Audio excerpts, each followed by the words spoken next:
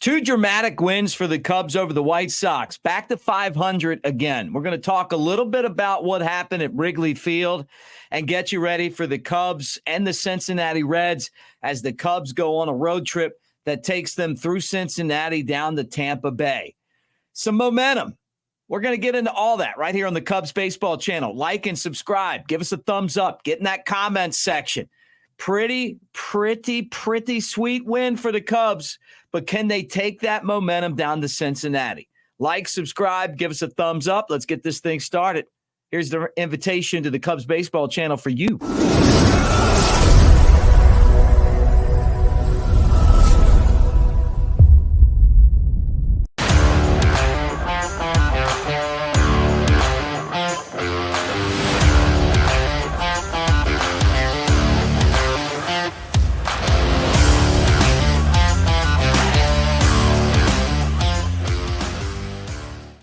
What do you say, everybody? Welcome to the Cubs Baseball channel. I'm at Broadcaster Mick on the socials, and it is really a pleasure to hang out with you guys today and talk about the Cubs. And I had no idea what was going to happen. I mean, I'm not going to sit here and tell you that I thought the Cubs were going to win. I didn't know.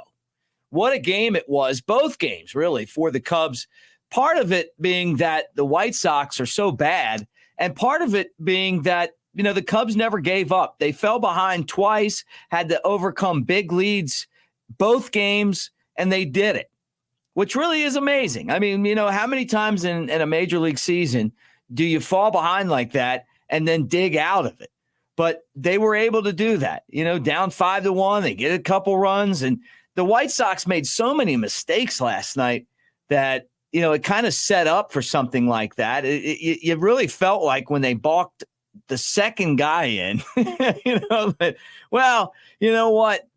They're trying to lose this game. I mean, I don't think they really were, but it felt like that. And then, of course, Mike Tauchman with the walk-off home run off of Michael Kopech, and the Cubs win it in the bottom of the ninth inning. So great win for the Cubs. I don't care what the White Sox record is. I don't care how many games they've lost.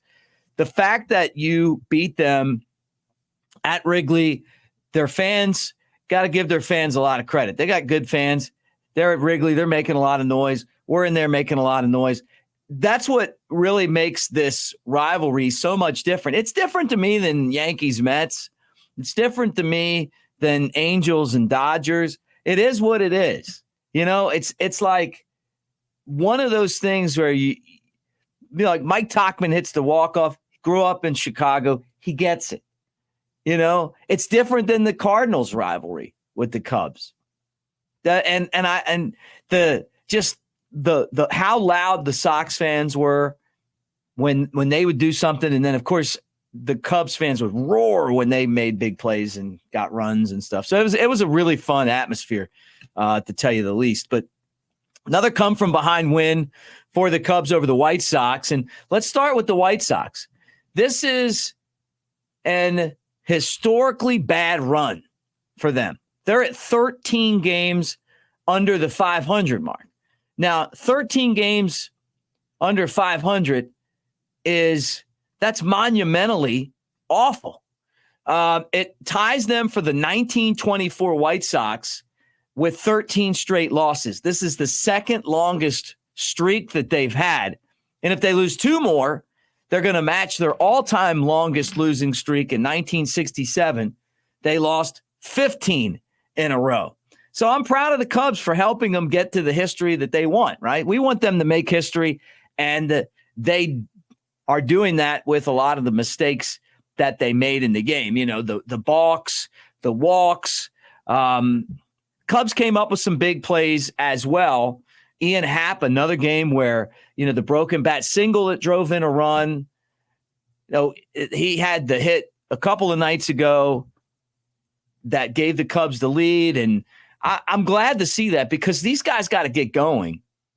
The competition isn't going to be any worse than the White Sox.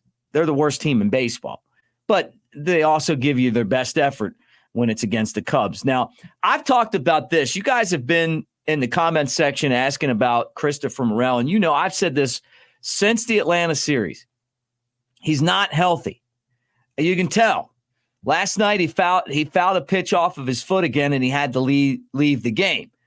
But before he did that, he took ball 4 and walked. And so he walked, but literally couldn't walk, which is pretty crazy, right? He took a walk, but then somebody else had to come in and pinch run for him. And that was Patrick Wisdom. But, and then after the game, Craig Counsell talked about it. I don't think that he's going on the IL, but I think that he's just trying to recover from a badly bruised foot. And you get those bruises and they're tough. Sometimes they get right on your bone. And it feels like it all started in Atlanta. He had that 13 pitch at bat. Next day, he got hit by a pitch on the foot. Yesterday, swinging, and he fouls one off of his foot. Now, the batting average has dropped. He hasn't been great defensively. He just doesn't look healthy to me. And I saw that happen, and I said, this is what I was talking about here. Where, you look at the situation and you're going, okay, he's just trying to fight through it. So to me, I'm going to give him a little bit more slack than, if he was just up there healthy. These guys, there's really no replacing Morel right now when you look at what the Cubs have. So, he's got to play. And even yesterday or 2 days ago, he hit a home run, and knowing that he's got issues with his foot. So, they'll be working on it. And our buddy Nick Frangella, one of the best in the business at trying to keep guys out on the field and keeping them healthy. But that was a big part of the game to me. Now, talking about injuries, yesterday too, Nick Madgricl got hit by a pitch, left the game. In Iowa, they played a doubleheader. And then Daniel Palencia left with the trainer after throwing.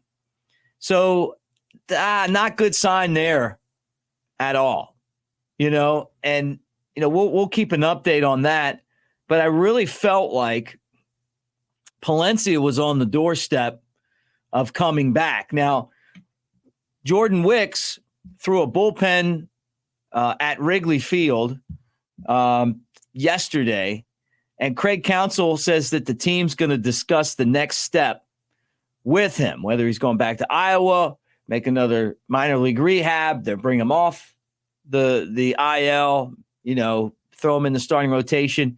We'll find out. He was charged with 3 runs, 2 earned in 3 1/3 innings in his last rehab outing with Iowa on the 2nd of June. And, he's starting to get stretched back out again. He had the strained forearm. That's always for a pitcher, a very delicate situation. You got to, with that one, take it really slow, and you don't want to push it. So anyway, an update on him, and we're keeping an eye on that situation as things progress. Now, Cubs are back to 500 again.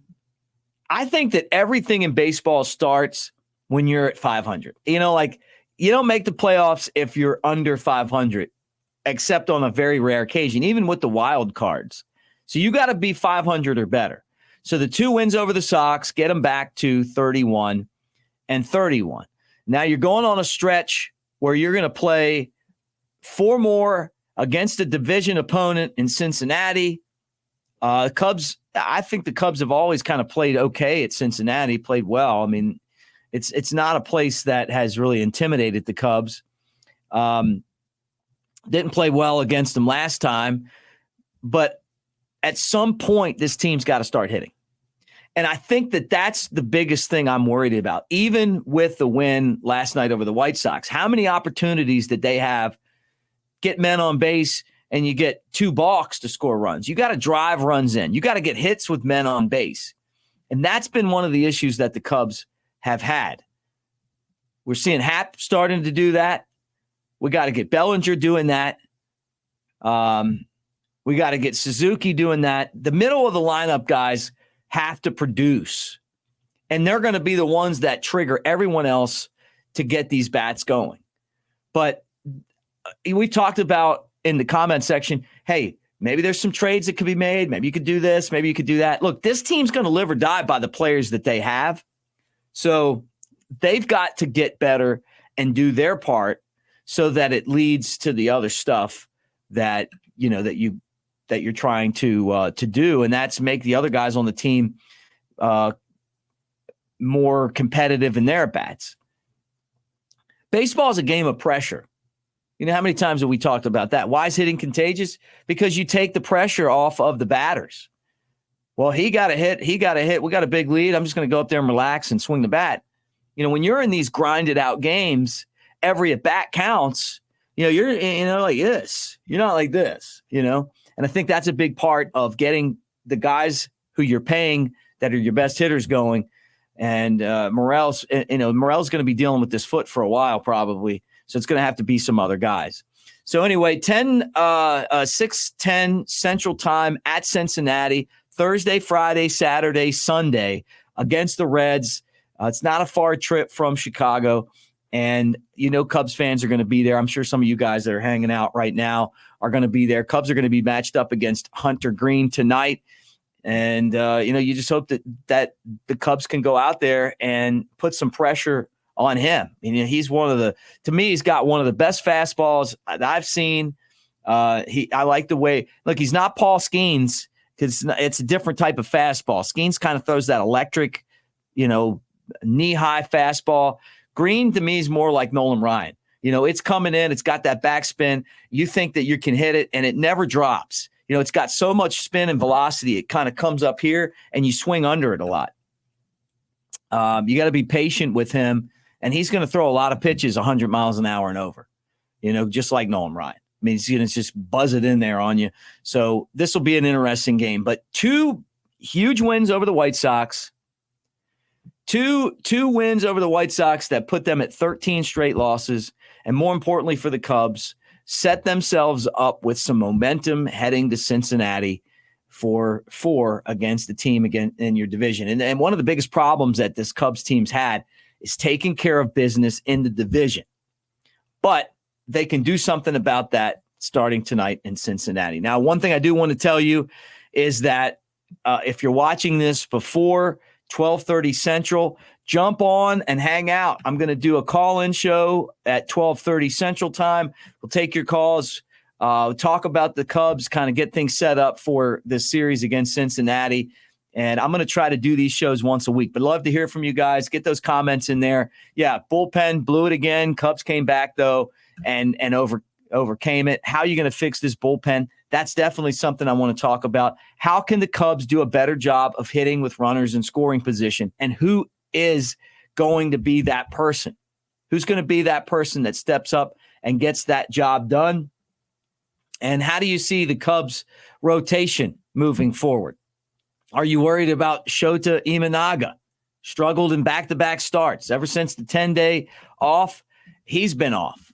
So we'll get into that as well. But thanks for hanging out. Again, like and subscribe. Great win for the Cubs. Mike Tauchman, maybe a signature moment in a Cubs uniform. It was just a fantastic at bat for him and a great night for the Cubs last night. Now they just got to take care of business against the Reds today. Like, subscribe, give us a thumbs up. Thanks for hanging out. Anthony will be back tomorrow, and hope that you guys will as well. Go Cubs.